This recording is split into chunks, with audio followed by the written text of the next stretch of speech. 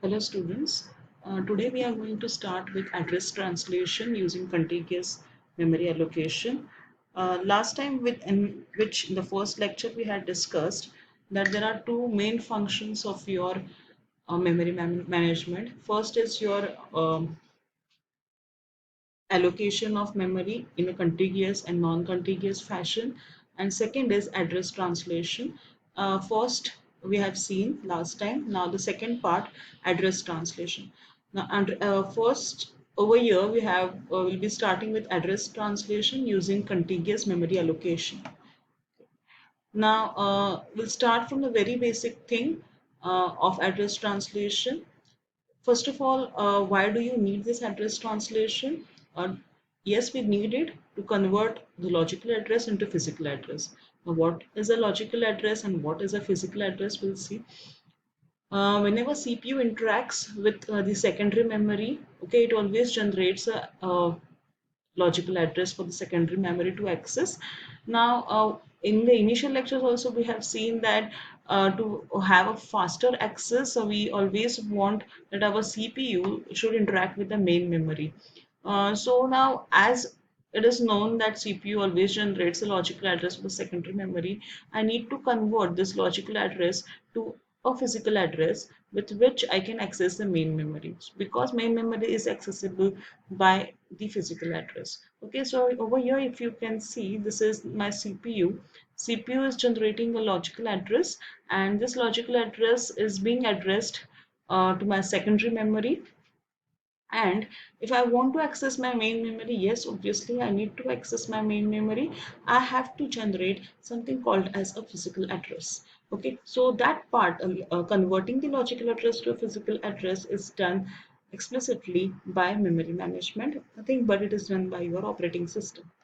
Okay, now if you see over here, this is a small basic architecture. Okay, this is a CPU, this is my main memory. Okay, um, now there is a logical address which CPU generates, and there is this limit register.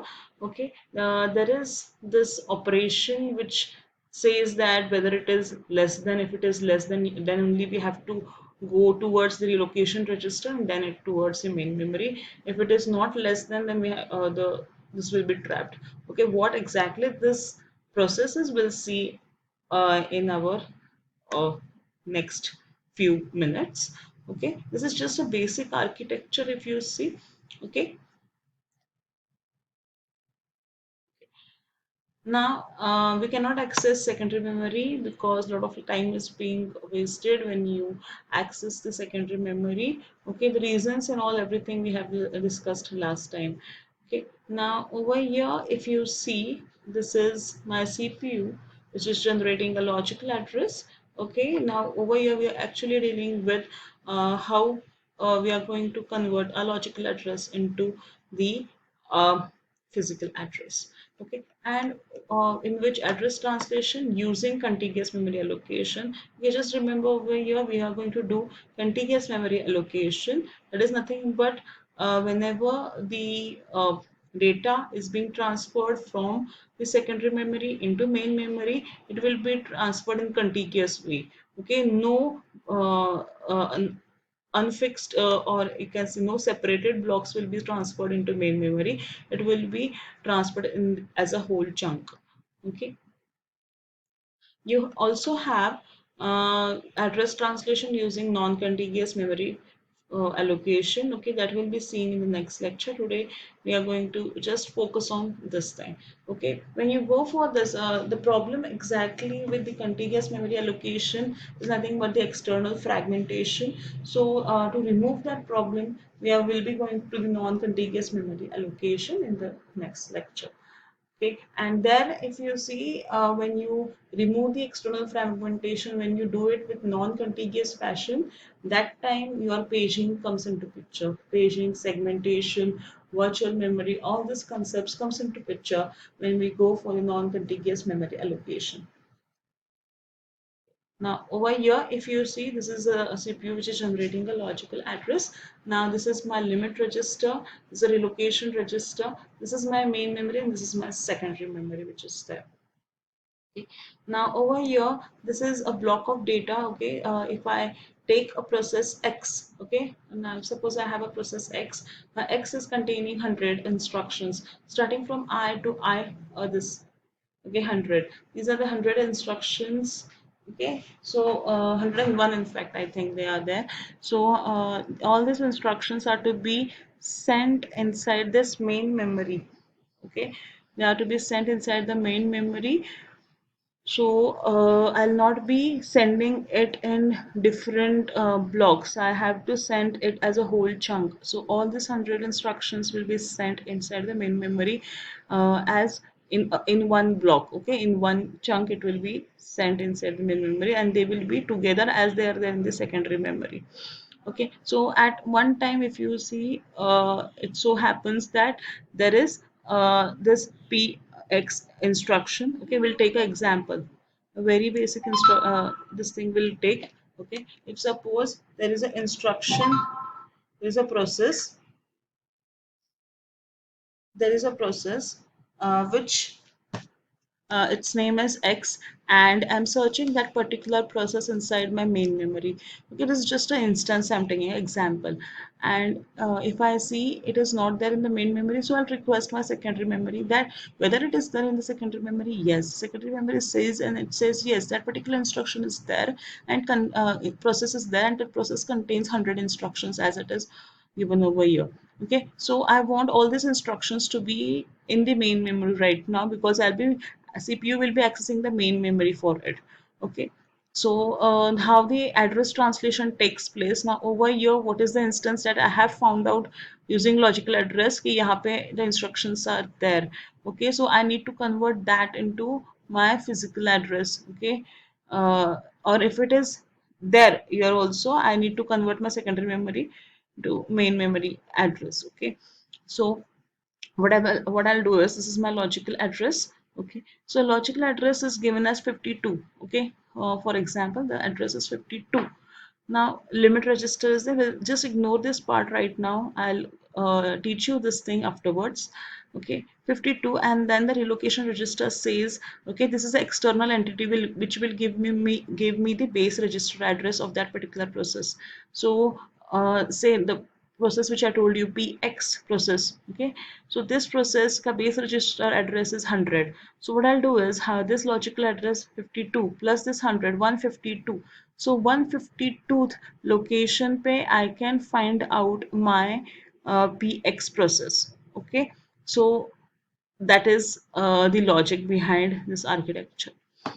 So now, uh, what is the purpose of this limit register? Okay, if I know the base address, I can find specific instruction. Okay, as it is told. Now, if suppose it's sometimes uh, wrong address is being given, so to avoid that thing, okay, so I'll be having a limit register. So we'll have a limit register set for each of the base registers, like this is my px process. Okay, this is my px process. So how many instructions are there? 100 instructions are there. Okay, inside this, so I'll put a limit over here. I'll put that a limit is 100 instructions. If it goes beyond it, it will be trapped. Okay, so there will be a trap over here. Okay, if it is okay, then it will go inside the relocation register. Okay, we'll take one example that will clear out all your doubts. If your limit is 100, okay, so 0 to 99 logical addresses you can access. So this is limit register which I have taken as. Okay, so if suppose I have 100 instructions over here, and if I want a limit is being there for each of the process. So for px, say only 100 instructions are there. So there will be a table, okay, inside the limit register, say p1, p2, p3, p4, like that. If you have 10 processes, out of that I am highlighting my p5th process. Okay, p5th process ke liye p5th process. Okay, so for this I have 100 instructions. Okay, so my logical address says that, say I'm looking for say your logical address equal to say 101 I have taken. Okay, and I'm looking for that P5. Okay, so this 100, okay, is the address of it, plus this 20, the one which I have taken 102. So it is going beyond it. Okay, we'll take a one more example for this. Okay, but if purposely or mistakenly, so no traversal. Okay, illegal data can be avoided by the limit register. Okay, so over here, this is my P0. If you see, this is P0 process, P1, P2, P3, P4. So these are all processes which I have. Okay, logical address is 500 for P0. Okay, so it is set that P0, how much is the logical address? Not logical address, this is my limit register. This is my limit register, this is my relocation register. Okay, so limit register for P0 is 500 instructions only. Okay, and the relocation register is 1200. It is at 1200th location P0 will start, and how many it is taking? 500 lines of instructions. So this will be how much? If you see, 1200 plus 500 is 1700. Okay, so this is the logic behind. Okay, so taking an example of this, if 450 is to be accessed, so using this 450 is to be accessed, so I can access it because this is my logical address. Logical address is 450, so it will be compared. 450 यहाँ पे limit register रहेगा, so it will be 500, so it is less than 500, so it will be allowed. Your 1200 plus 450 will give you your proper physical address. Now coming over here, this is 300, limit register is 275, so obviously this is greater, this is lesser than limit register is lesser than this 300, so yes, it will be trapped. Okay, third example is 210. Okay, I want to access, this is my logical address 210. Yes, this is less than your 212, so it will be taken care of. This is 450. Again, this will be trapped, and this is my 50. It is again allowed. So 50 plus your 118 will give you the physical address. Okay. So this is the logic behind your address translation into using contiguous memory allocation. Very easy logic it is. You just contain limit register, relocation register. Why the purpose of limit register we have seen. Okay, what is the purpose of it? Logical address plus relocation register gives me the physical address, and again always you are going to check the logic limit for the logical address first. Okay, in the next lecture, we are going to start with translation non-contiguous memory allocation to remove the external fragmentation. We just have discussed this part.